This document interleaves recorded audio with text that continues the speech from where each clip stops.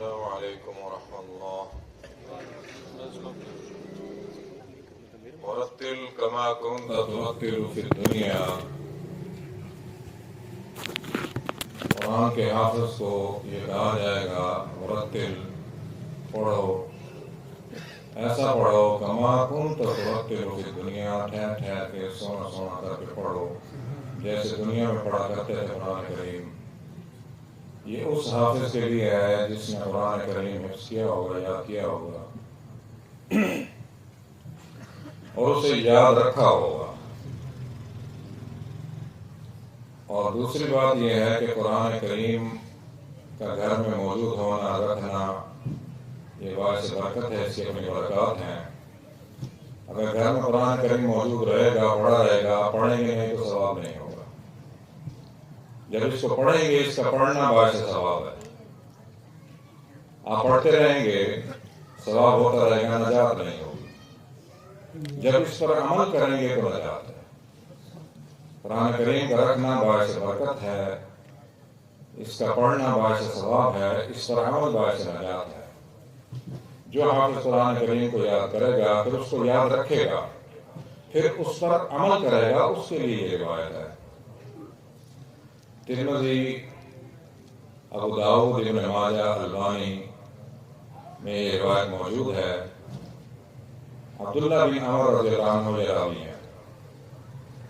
یقال اللہ تعالی لصاحب القرآن اقرأ وارقى ورتل كما كنت ترتل في الدنيا فإن منزلتك عند آخر آية تقرأها۔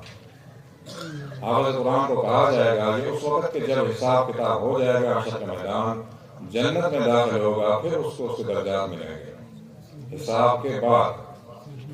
وسیق الذین اتقوا ربهم من الجنة زمرا، جنت میں گروہ کے گروہ داخل کیے جائیں گے۔ حتی اذا جاؤوها، جب جنت کے دروازے پر جا کر پہنچیں گے۔ وفتحت ابوابها، اور جنت کے دروازے کھول دیے جائیں گے۔ وقال لهم خزنتها، جنت کا خازن سلام کرے گا، سلام علیکم، سلامتی ہے تم پر، طبتم، پاکیزہ لوگ ہو، فادخلوها خالدین، داخل ہو جاؤ ہمیشہ کے لیے۔ تو داخل ہونے کے بعد یہ حکم ہوگا حافظ قرآن کو، اقرا، پڑھو، ورقہ، اور چڑھو، چڑھتے جاؤ، کما کنت ترتل فی الدنیا، کما کنت ترتل فی الدنیا، جیسے دنیا میں پڑھتے تھے، آہستہ آہستہ، ٹھہر ٹھہر کے، سونا سونا کر کے۔ فَإِنَّ مَنزِلَتَكَ، پھر آپ کی منزل ہے، عند آخر آیۃ تقرأها، قرآن کریم کی آخری آیت الناس تک جہاں کو پہنچے گا، وہ اس کی منزل ہوگی، مقام ہوگا۔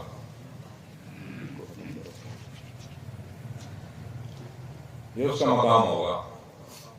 تو یہ اس حافظ کے لیے ہے جو پڑھے گا، یاد رکھے گا، عمل کرے گا۔ اور جلدی نہیں پڑھنا، ہمارے قرآن بچوں کو جلدی کی ترغیب دیتے ہیں، نہ بالکل سستی سے، نہ بہت تیز، میانہ روی سے پڑھنا ہے۔ اللہ کو میانہ روی ہر معاملے میں پسند ہے۔